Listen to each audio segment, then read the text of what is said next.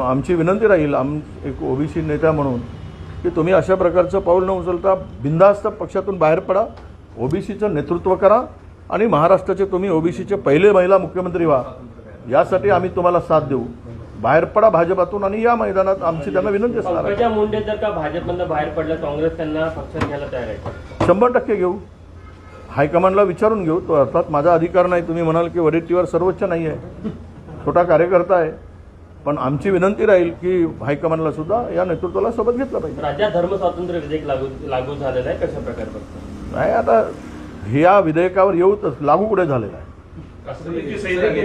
झाली काय आता सहीला ते गेलेलं आहे. म्हणजे झालं, सही झाली असेल तर त्याला चॅलेंज करावं लागेल. हे जर या देशामध्ये देश कशासाठी चालवलं जातं?